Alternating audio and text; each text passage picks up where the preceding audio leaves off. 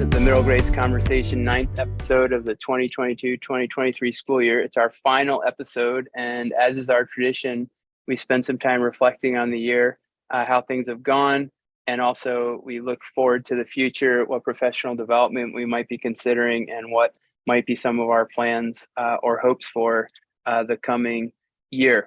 Not to get too far ahead of us, my name is Don Taylor. I teach sustainability at Main Street Middle School in Montpelier, and this work and webinar is supported by the Middle Grades Collaborative. I'm going to turn it over to Kevin Pioli-Hunt, and if you could also turn it over after you introduce yourself, I'd appreciate that. Kevin? Thanks, Don. My name is Kevin Pioli-Hunt. I'm a 5'8" generalist on Swift House at Williston Central School. Pass it to Meg. Thanks, Kev. And Louie. My name is Meg O'Donnell. I teach humanities to 7th and 8th graders at Shelburne Community School in Shelburne. I'm going to pass it to Katie. Hello, I'm Katie Farber, assistant professor at St. Mike's, and we'll pass it off to Christy. Hello, I'm Christy Howell, and I am a program director at Up for Learning. Thanks. All right, folks, just to start us off, just to check in, we're now probably, I think, some of us are done with the school year, some of us are not, and we're getting close. And just for a check-in, how are things going? And we'll try and we'll start with Kevin, Meg, Katie, and Christy. Probably similar to everybody else, feeling the busyness at the end of the school year with just traditions and just everything ramping up for the last few weeks. Our team traditionally goes to DC and New York City every other year. So this is a New York City year for us. And about 2/3 of our team is going away next week on that trip. This is the first time I won't be joining them because I have a little guy this year with me. But it's just very exciting. So I'll be back with the home team doing some projects and taking some field trips with them. But it's, yeah, we're feeling the energy for sure. And I think just across the board, we're trying to, do a better job at just reminding our students of expectations and every day just kind of doing what we can to keep promoting that kindness wins and keep treating each other with kindness and respect whenever we can, and trying to be as flexible and yet predictable as we can with our schedule and just, allowing that time for movement, but also, understanding that we still have some work to get done and to things to button up for the end of the school year. So we're feeling the end of the year buzz right now, and it's been great. Kev, I so love your enthusiasm and I love the positive approach to it. Definitely feeling the energy and or the lack of energy, right? Like I think that's what's got what I'm thinking about right now. I was just processing with our paraeducator about how much a heavy lift is to be a little bit more self-directed at this time of year. So we're all in these spring projects and folks are in a lot of different places with a lot of different tasks to do, and it is requiring self-direction that we probably stepped into with both feet and didn't at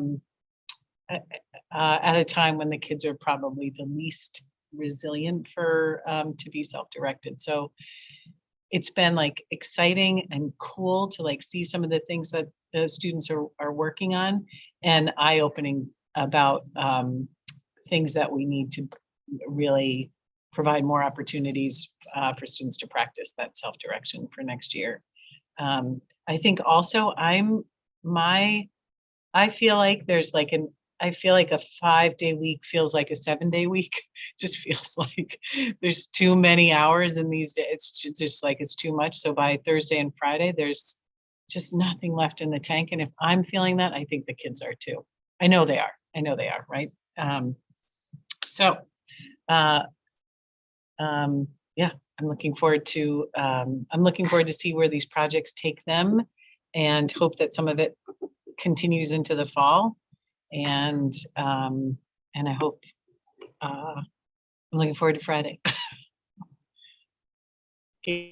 Yeah, it makes me think of I saw somebody say that May, equating May to December, May-cember, but without all the glitter and stuff. And I thought that was pretty funny because it just feels like this like unsustainable pace of like different things going on in the schedule and expectations for after school and like weekend commitments around whatever is going on in terms of kids. And it just feels like that's pretty unsustainable and hectic. And that's coming from me. Like I finished my semester a week ago and I'm parenting two kids who are going like in a million different directions, trying to keep up with that is challenging.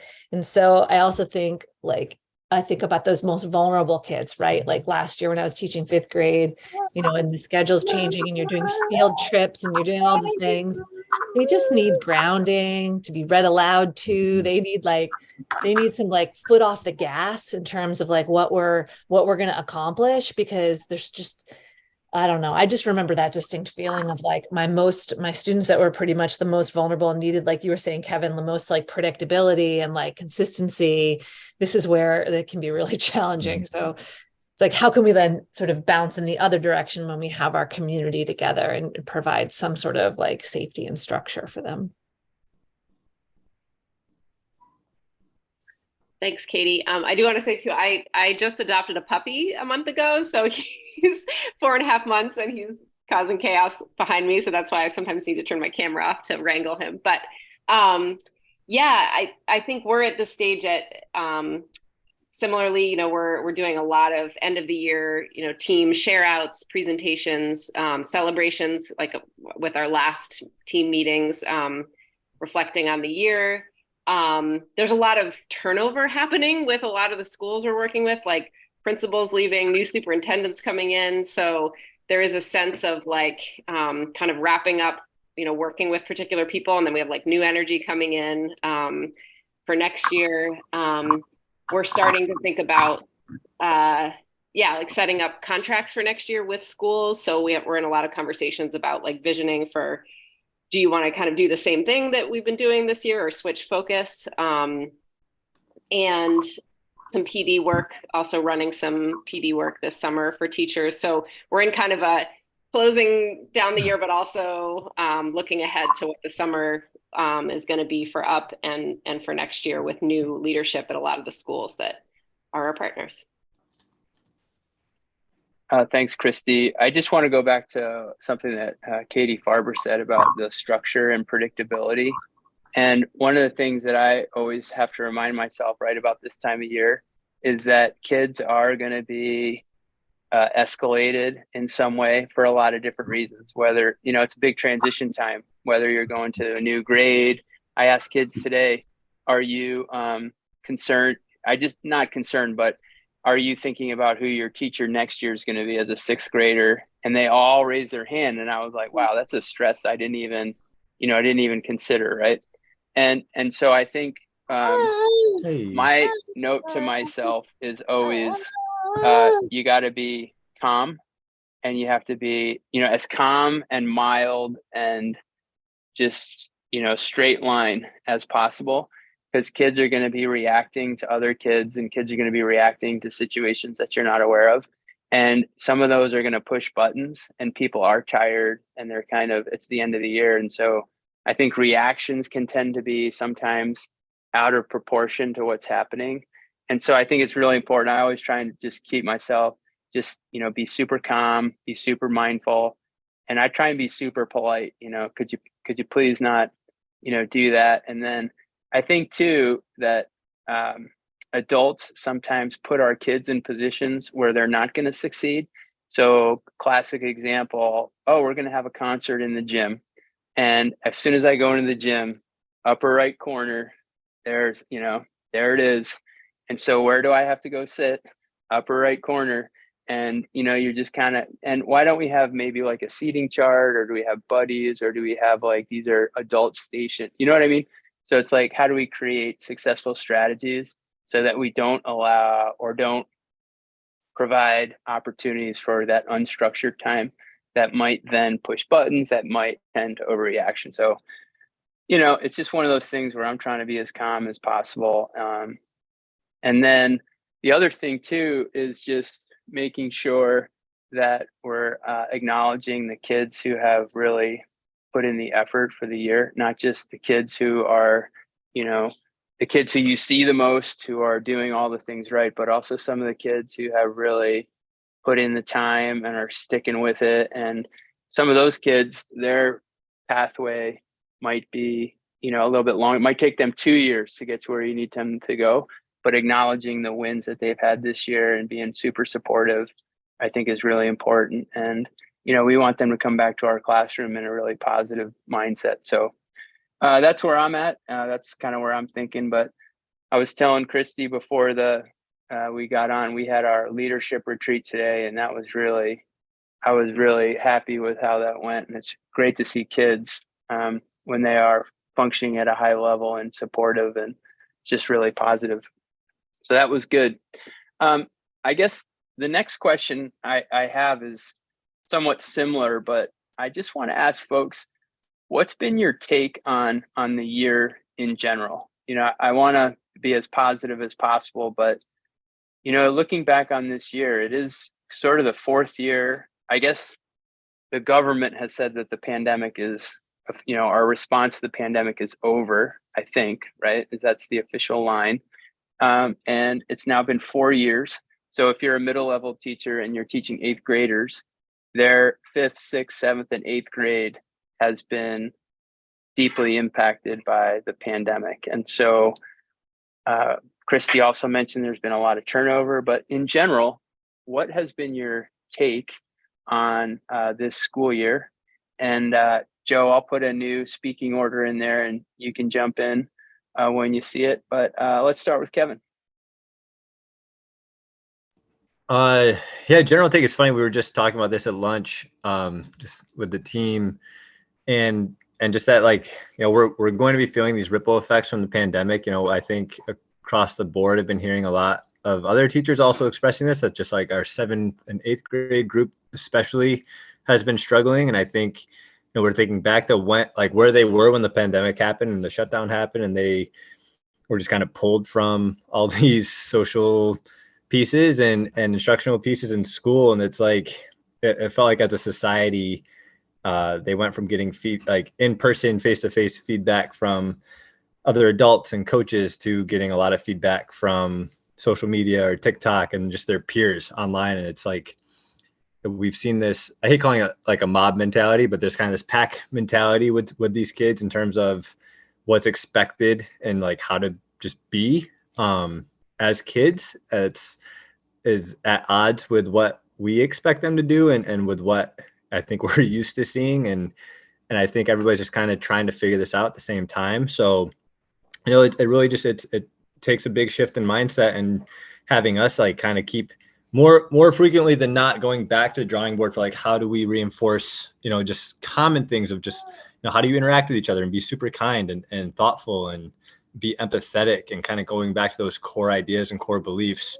It seems just so at odds with what they're constantly getting from the outside, and whether it be just at home or online. But it's hard when it feels like the times that they're hearing that are just the few hours we have them at school, and the times that those messages are reinforced. But we also see this crop of kids coming up that you can tell what school does for them and what being around each other in a positive atmosphere can do. And we're like, all right, I think we're at a point where we can start kind of rebuilding that culture and getting back to just that idea of caring and being nice is cool. It's not uncool to be kind to somebody. And it's we want to get back to that mindset. But I think across the board, we're struggling with that, but it's what's not. And again, I'm very thankful that I'm on a team where we can commiserate about some stuff, but also it's an opportunity for us to think, all right, how can we be creative about our approach to this and rethink the way that we're doing school and that we're teaching, facilitating these different lessons, and making sure that kids are being heard and we're approaching it in a thoughtful manner. Over to you, Meg. Thank you, Kev. I think,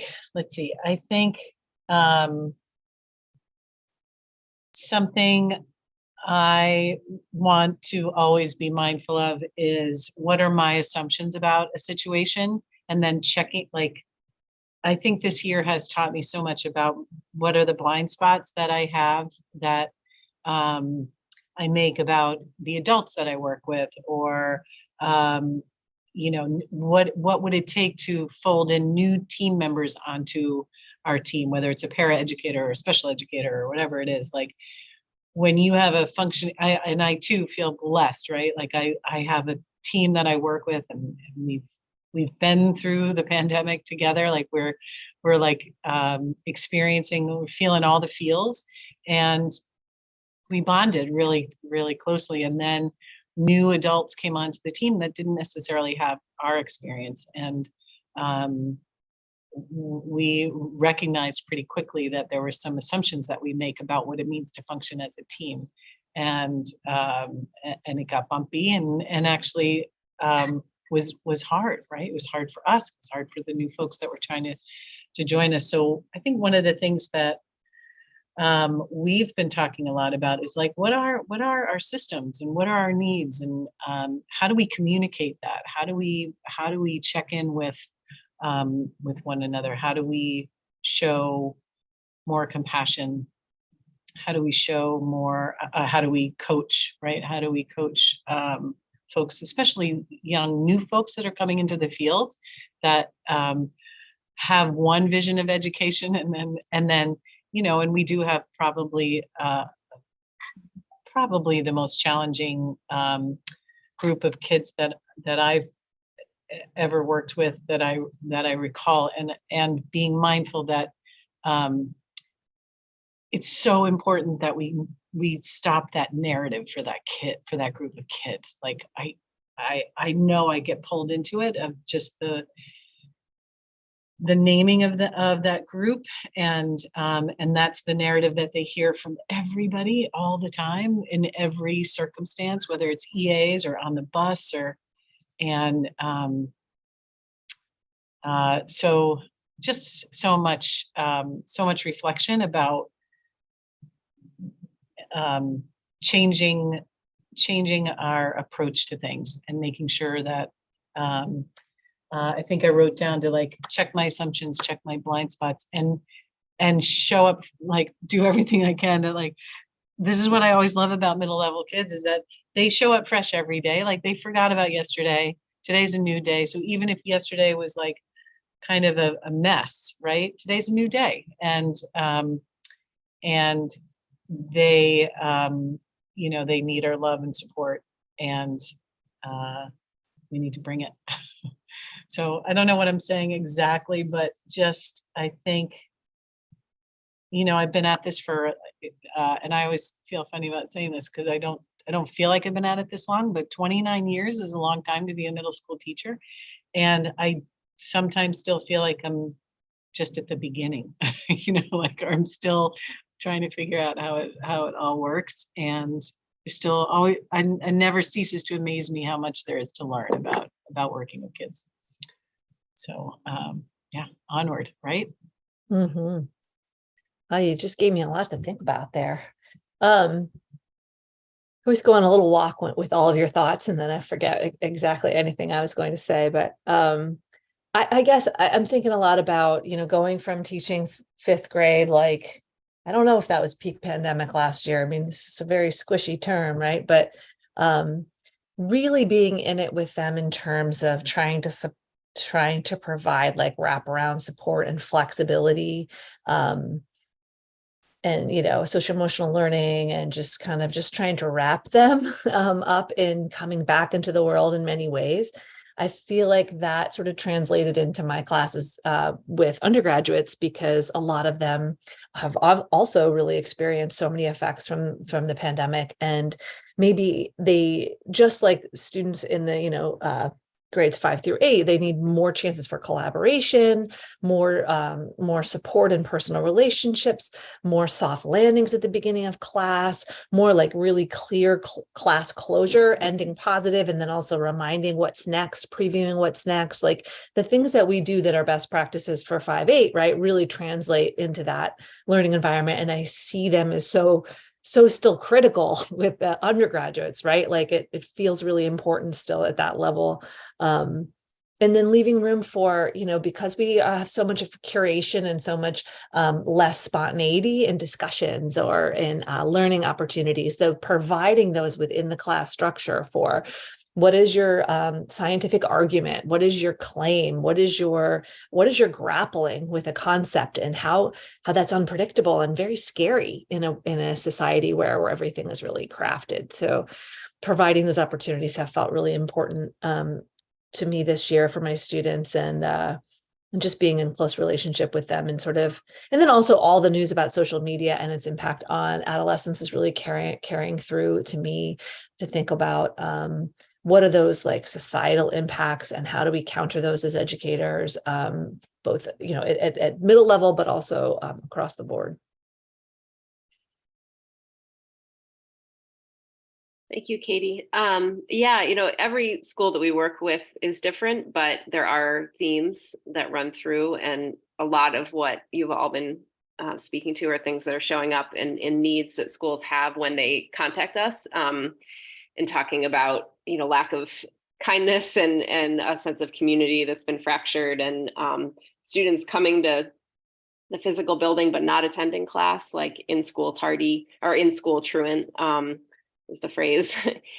So yeah, a lot of like similar themes running through. And that was the focus of a lot of our end of the year presentations. Like the Hunt Middle School kids did a presentation on building a culture of kindness at school. And I was so proud of them. They just got up in front of the whole school and an assembly and did a great job. And the audience, like the kids in the audience were awesome. And it was like, I think they appreciated having their peers up there talking about this issue rather than adults talking about it. And we did have some adults who popped in, but yeah, so just that is a similar theme that I'm seeing. And that has got us thinking about in the future, and even maybe starting next year, like bringing our teams together, from different schools to network and talk to each other about these things, and say, oh, this is what we're doing at our school, and similar to like the CPS model done with like, bringing different schools together to share out what their projects have been. But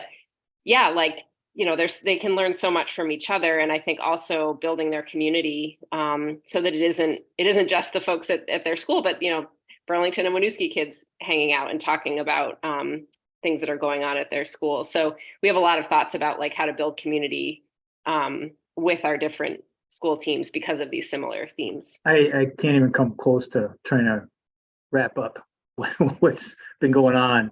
For me, it's mostly about letting go and getting into the moment and feeling like we're working together towards something. So trying to establish some common expectations about purpose. All of the many of the preconceived notions about behavior and work completion and engagement, they disappeared during these last few years, or were not what came in the door this year when we started up. And so it's been fun and challenging to work with young people to try to establish where we're trying to go. And the only way I've been able to do it is to let go of a lot of stuff. Kevin has taught me a few things, and one of them is that you communicate not just by what you say, but by how you behave. And so I tried to read the room as much as I could that way. And he's also talked a lot about listening, and the whole idea that education or learning is a reciprocal relationship. And so I needed to find time and have space to learn who the young people were and what they were trying to get out of stuff about being here in order to then be able to do the project-based stuff that Don talks about a lot. And when we get into the projects, that's when it's real and when there's an audience that they're going to be presenting to, the things that we cherish as middle grades educators have to find out where the kids are coming from in order to then be able to go together to the purposes that we've identified as valuable. And I'm feeling pretty good right now, but it's been a really hard road. And that's just the relationship with the young people, not all the muck that is part of systems that no longer weren't flexible before, but yeah, you knew how to maneuver in order to help the young people as best you could. But the systems now are just even more, or they feel like there's less beyond the walls of the room that provide help than there were before. And so it's pretty good in the classroom. It's really hard outside of the room, trying to deal with the rest of what is part of public education. Thanks, everybody. I don't know if it's good in the room. I'm still, there are challenges. I'm still working hard, man. Some of my classes, if I'm not planned out and structured, I'm walking a knife's edge in terms of that balance between, where is it going to land? But one of the things that I continue to realize is the importance of personalized learning, and sometimes finding one thing that you can grab onto with a kid. And as Joe mentioned, the systems are not always in favor of you pursuing those sort of opportunities to connect with a kid. And there's a kid who, I've connected with over fitness, and he has some challenges in school, but I feel like if I had this kid in my class every day for the next 6 months, that relationship could develop. And then presenting those students with opportunities to be successful is, I think, the key, right? Is build that relationship, help them build some skills, and then give them an opportunity to feel good about what's happening. And I would say that this year I've really learned the importance of having outside community connections and organizations, and especially sort of where we've leaned into is helping organizations who are helping folks in the community who have real challenges. You've all heard about food insecurity. You've all heard about the looming increase in homelessness and the unhoused. And so we've been able to link up with some organizations who are supporting folks who are in really, really challenging situations. And their feedback has been very positive, and you give that right back to the kids and say, you guys are making a difference. And then if you can show them, we have some kids are volunteering, and some, we're making food and donating it and getting the feedback. And I think that's been really important, because that's real. And it's not something it's not on a video, it's not online, it's not on social media. It's a kid is working with his hands, making something, we're delivering it, and then I'm reading them the email that's coming back, saying thank you. And I think that's really important. And then this week we just had some kids organize themselves a conversation with senior citizens. They called it Coffee and Conversations. And they went over and they had a big circle with a bunch of senior citizens. And I think the first question that the seniors asked the kids was, what are you guys going to do with your life? And the kids were a little bit flummoxed, but that was really positive, and the kids really enjoyed that. And I think getting students out in front of other adults and community members is another thing that I've sort of noticed is just so critical. And I also feel like you have to be willing to accept the fact that some kids are going to struggle and have challenges with that. And that's where you have to just stay super calm. And brings me to kind of another realization is the importance of reflection. And I've talked about this a lot, and also self-assessment, because if you ask kids how they did, most of them will give you, they'll tell you what they need to get better at and what they did well. And I think that's something I'm really working on, is building that type of reflection into what we're doing. And I guess the last thing I'll mention that I've really noticed this year, and I don't know if other people have too, the level of, there's a formal word for it, but kids talking about themselves in negative way, like negative self-talk, I feel like in some cases is really acute. And it's really, kids have a negative mindset or a negative outlook, and they'll show that to you in their writing or in, what they actually will say. And it's very concerning to me. It's almost become like a thing to be have a negative mindset about yourself. And so I worry about that a little bit and wonder how we're going to, coach kids up that's not helpful, and in fact can be really, negative. But overall, I think the project-based learning, and again, getting kids linked in with community organizations has been a huge, not help, but it's just a realization. I've kind of always known it, but then you see it on a regular basis, and I think it's very important for our students. I want to kind of shift gears a little bit. And one of the things I believe that we've talked about here is a focus on sort of equity and anti-racist education.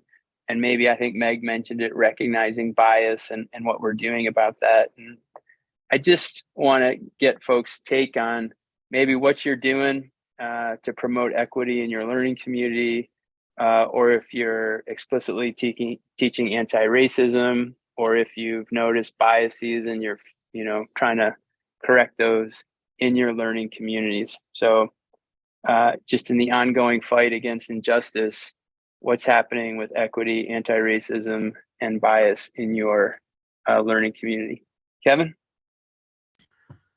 Yeah, I mean, to be honest, like I felt like personally I took like a dip in it this year a little bit, just because I, with with the new baby, I was noticing how much like intensive prep that work takes to plan units and lessons, because it's not something you can just show up and just do willy-nilly. Like you really have to put the time and the effort into prepping and really thinking specifically about what questions are going to come up and how to navigate those questions, and how to, provide just really practical and useful activities for the class to do.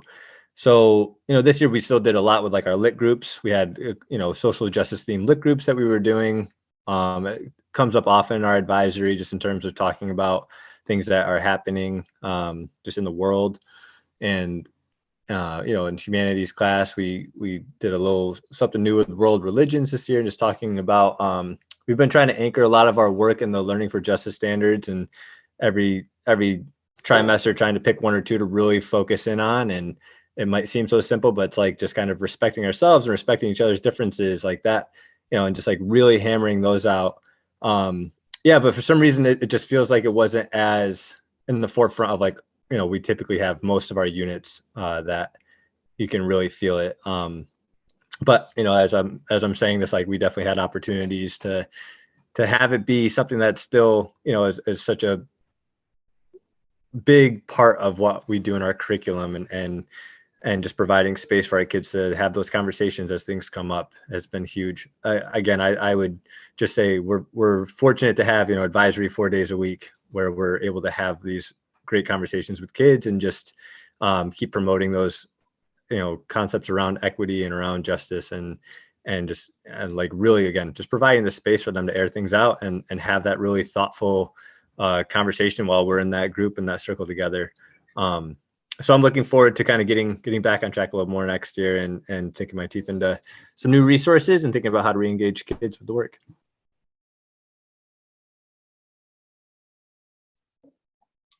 Kev, I'm just going to give you this little parenting advice about like, it's always okay to like, to not hold yourself to this unrealistic bar about school when you've got this newborn little love nugget to take care of. So give yourself some room there. Similarly, units that I've done in the past that have been around identity and just seemed so rich and exciting, and I was really excited to get back to that, and it didn't happen this year. But what did happen, which I'm super psyched about, is that we do have an embedded DEI coach at our school. And she's been working with a group of students who are going to present lessons next week on racism and equity, and it's just really cool to finally get off the ground kids doing this work, so that they're spearheading the conversations and they're teaching the lessons, and so I'm super excited about what that will bring, and then what will come out of that, because I think more and more kids will be excited about that group and getting engaged in it, and keep and pushing us to be more deliberate and intentional about it. So I'm super psyched about that. And I've been really loving, as a result of conversations with Don and Joe and Kev, what you do all the time, and talking to Lindsay at Up, and just having these ideas. Katie with Service Alert, like this like group has really helped us, my humanities partner and I, Wendy Halleck, to embrace some community partners. And in that work, we're looking at food insecurity, specifically around here. We're looking at learning different perspectives from Indigenous folks here, from the elderly, from just like understanding stories and perspectives, and then going out and making a difference. And so our kids are reaching out to our food pantry and our food shelf, and learning about the housing crisis in the Chittenden County area, and interviewing folks in our community. And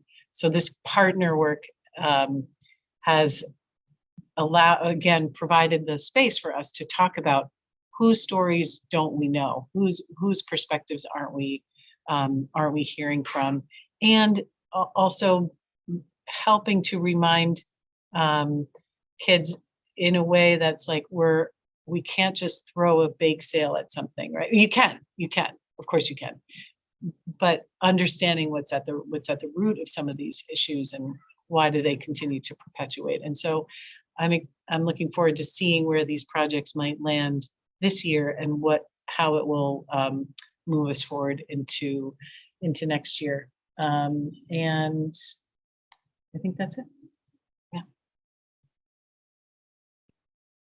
Nice. I love hearing all of what you've been up to. It's like, I think it's interesting because sometimes it's easy to say that you haven't been doing things, but but then you start talking about all the things and that makes me think about how the work is integrated, and in an ideal form, it's just like what you're doing every day. Like you're just doing it in a way with criticality. You're just doing it in a way that's teaching or showing and helping students to see sort of the oppressive systems that exist, and how just seeing that and acknowledging that and knowing about it is a lot of the work. And then I'm thinking about my education in the 21st century class, which is like often a freshman class, first education class. And the first unit is equity. And a lot of times these students have not had the benefit of being in classes like yours, where they're having a lot of stamina for these kind of conversations. And so a lot of the work is around doing that, like developing that through like Socratic seminars and through readings where they're really having to use their voice in a way that makes them really uncomfortable, sometimes for one of the first times, certainly the first time, at that academic level, right?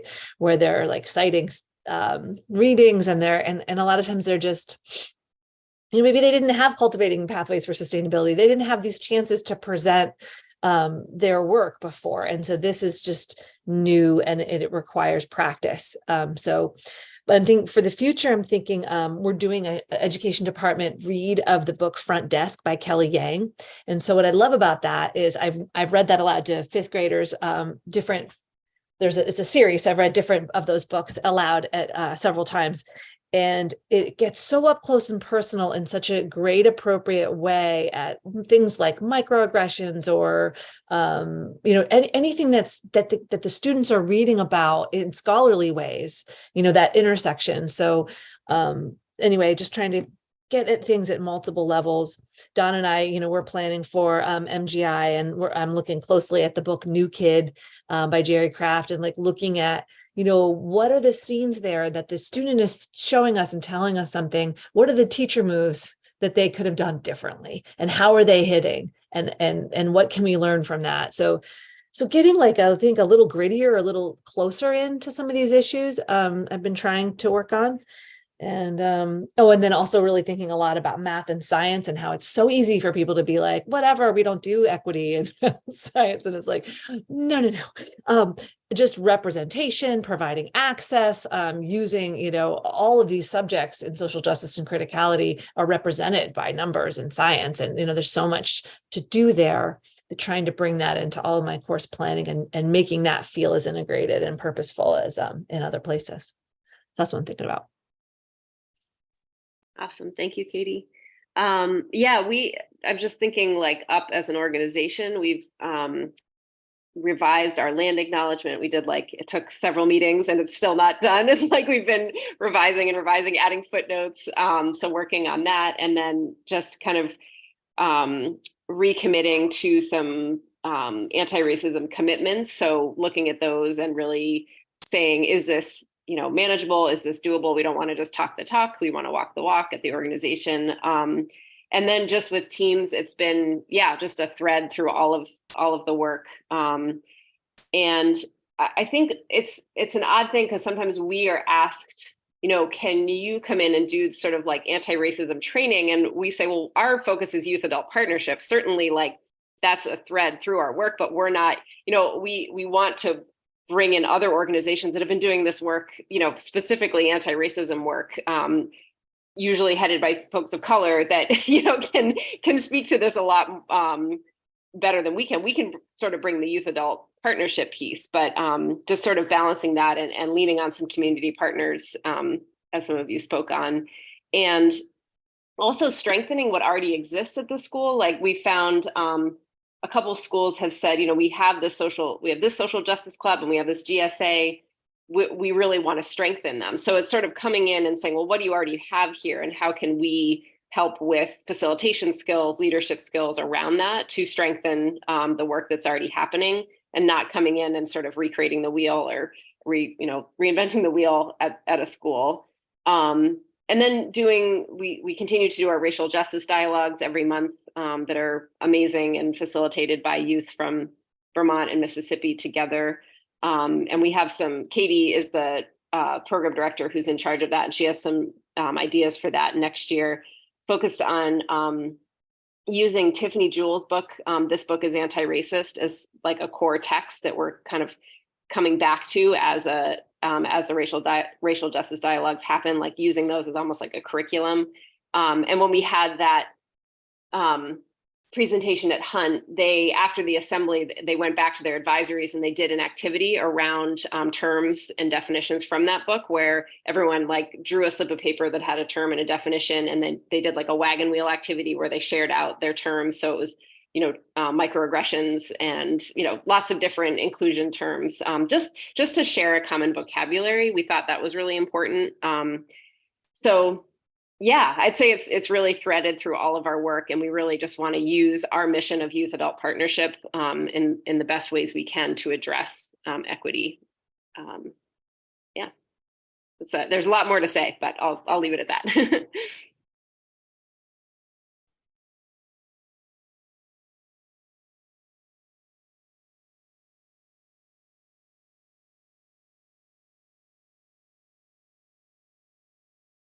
Oh, I think you're muted, Joe.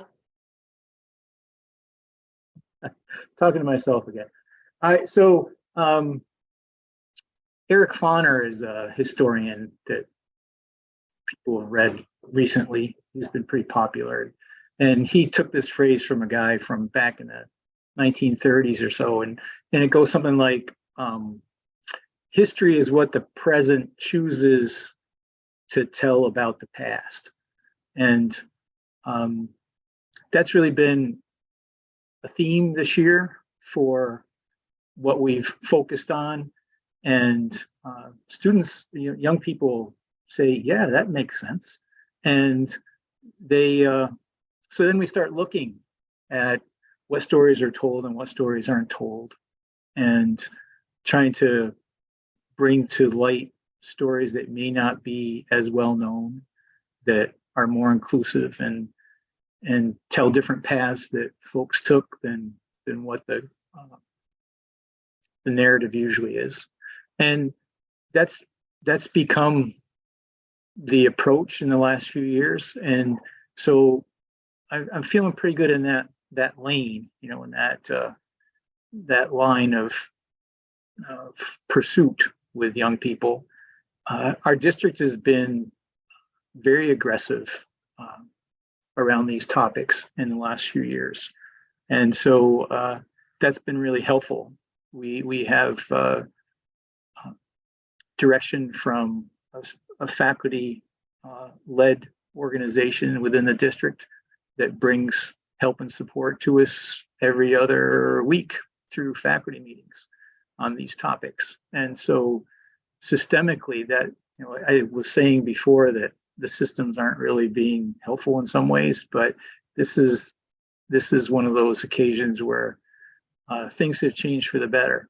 And I've appreciated that, because what used to be an outlier as a discussion item or as a lens to look through is now becoming a more mainstream. And so conversations are easier to have adult to adult. And then students are seeing a different culture as a result. Students are coming to us from elementary schools with a few years of this different lens having been presented to them. And so the conversations are not as difficult as they were a couple years ago. Even those who don't agree with maybe the politics involved in some of this stuff, they know that that's what's coming. and their parents know that's what's coming. That's what we're doing. And so the conversations have not been as confrontational. You know, the hard conversations, the hard history.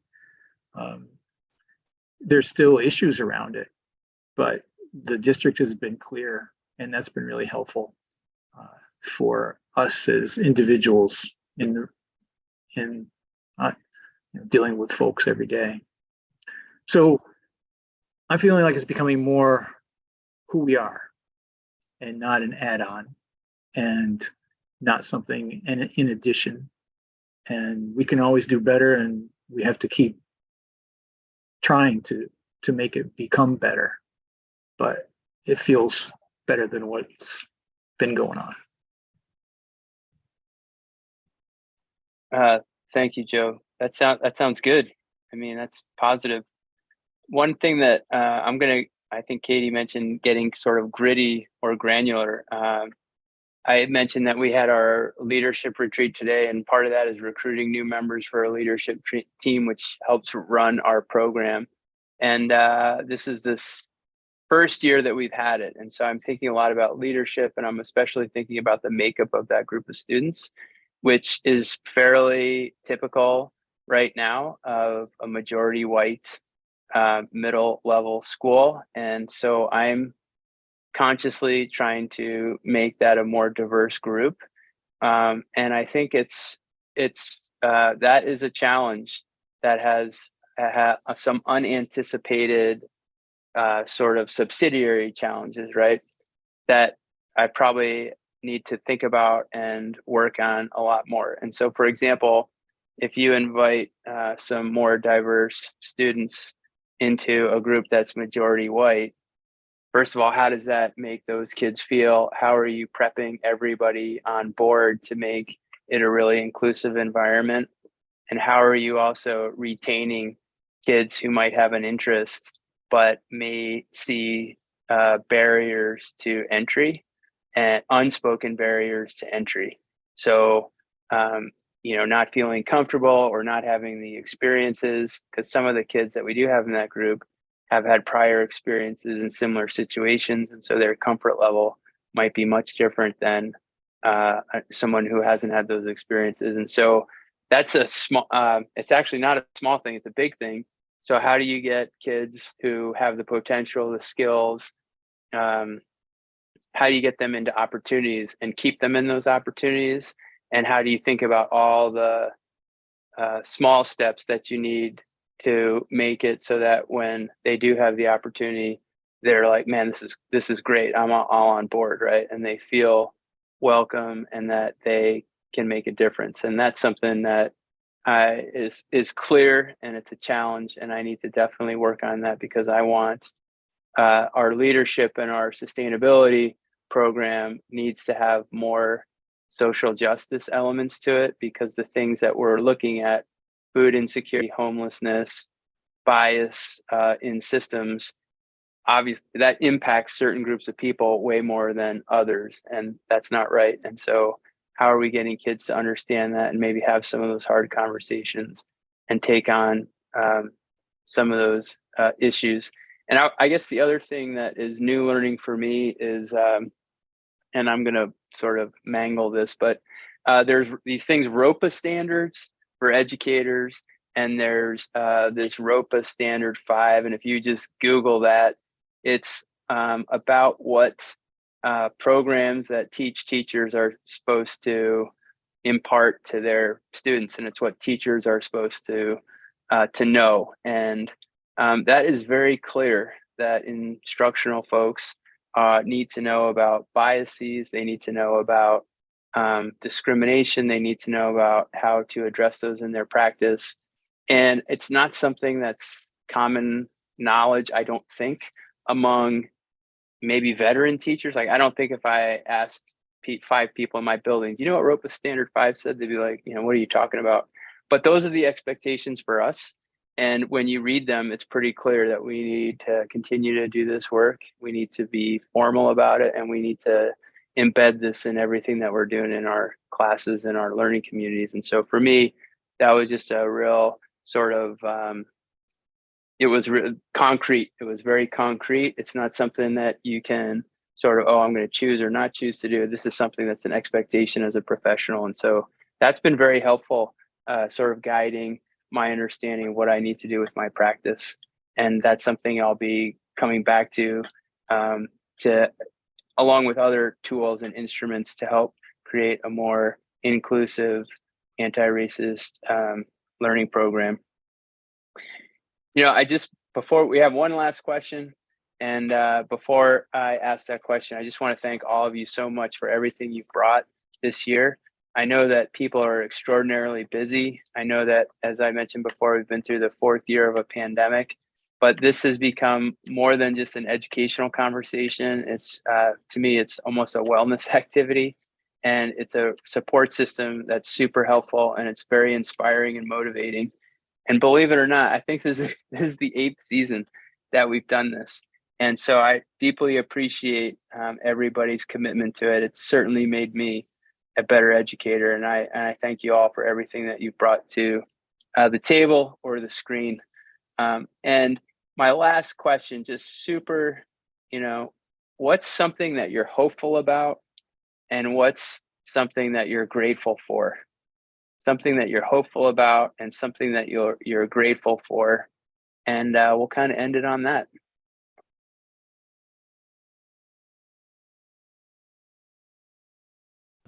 Oh boy, I lead it off, huh? It's like I was saying, I'm just hopeful for, what the future is going to bring. And I think, I think we're on the right track with the work that we're doing with our kids. And just, I think everybody's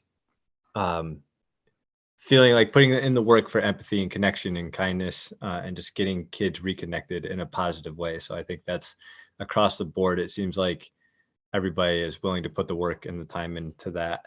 And I just ongoingly, I'm just grateful for, this and colleagueship and the connections we have, and we're not working in a silo. We have each other to lean on, because this is a really hard job. And without it, it would be impossible. So I'm always grateful for that. Thanks, Ken. I am hopeful for tomorrow, like for what next year is going to bring, for what the end of this year is going to bring. I'm grateful to have had these challenges, because I think it makes us better educators, because we're more conscious of who walks in the door, right? Who comes over in through the door and what their needs are. And you know I'm a better teacher, even though I don't feel that way right now. I am a better educator for some of the challenges that we've had. And I'm really hopeful about the continued opportunities to learn from colleagues, right? We have MGI coming up. We've got I've got my team. We've got stuff that's happening, and I just appreciate all of you. Very grateful. Yeah, just thinking about how I'm lucky that I get to teach. You know, we get to teach the same thing again the next year. It's like, oh, thank goodness for that, because, and then I take all the feedback from the students and you're like, oh, right, of course, I should do it that way, or this makes sense. And so that's a hopeful, grateful, right? It's like grateful for their feedback, their honest feedback that they gave me that can then help me shape the courses into something that's better than it was. So it's like a little bit of both, hopeful, grateful, and then continued learning this summer with a couple different experiences with colleagues. Very excited about that. And then just to do that blissful thing where you separate, and then that's when like solutions come to you, or the big ideas, that like the thing that you missed that was staring you in the face. It often happens to me when I'm just like far away from my computer and I'm somewhere else. And then I go, oh, and I'm so grateful for when that happens. So thanks.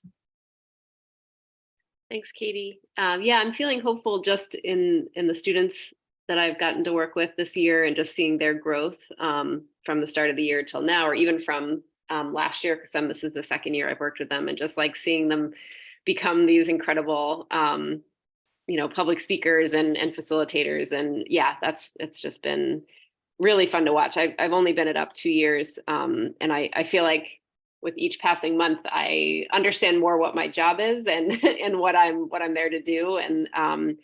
And yeah, so I'm just hopeful for next year to feel even more grounded in what I'm doing, and to work with some of the same students.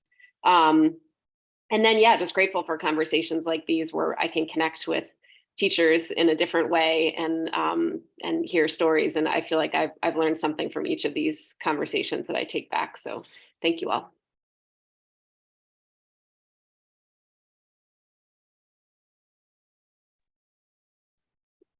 Hopeful. It was about 3 weeks ago, Meg and I were doing a Zoom thing. And after that happened, I felt so much better.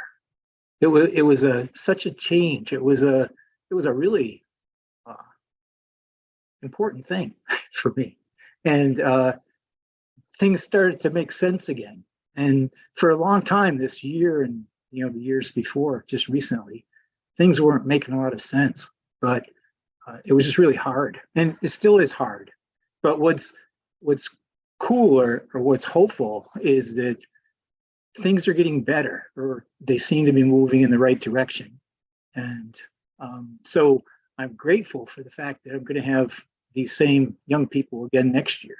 And so for that period of time where it didn't feel like we were really gelling as a society or as a community within our schools, where things were disparate, needs weren't being met for anybody,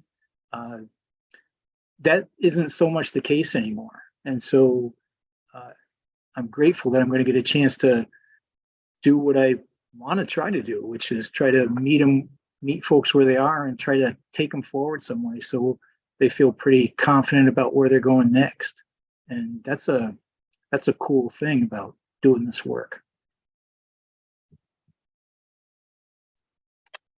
Thank you. I asked the question, and then I have so many different thoughts as people are talking. I'm like, what am I gonna? I think I'm hopeful for the continuation, as some of you said, of the program for like a third year, and kind of build consistency into it. Because I find that once you build consistency, you can start drilling down and make those experiences even more rich. And I guess I never really thought I'd be in this position where we're using like food and connection to help build relationships. And kids appreciate, what middle level kid isn't hungry, right? And so helping them to like shared meals, breaking bread together, I think has become a hugely important part of what we're doing. And it's just a great opportunity to create relationships. And I'm hopeful that we can use that, those experiences to deepen the academic learning, continue to help kids, create a sustainability movement. And I wouldn't be able to do that without some of the amazing people who I'm working with, and who I'm meeting people across Vermont who are absolutely committed to fighting injustice and to supporting people in the world who have incredible challenges.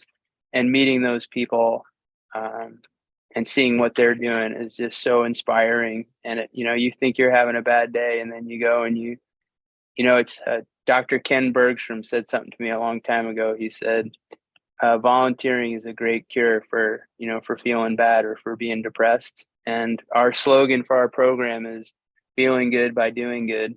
And we're trying to get kids out of that pandemic funk by having them do good things and feeling good about themselves. And so I'm grateful, not only for the adults who are demonstrating that, and for you folks who are working so hard to make the world a better place, but also for the people across Vermont who are deeply committed to social justice and to just make it a little bit friendlier, a little bit better community out there.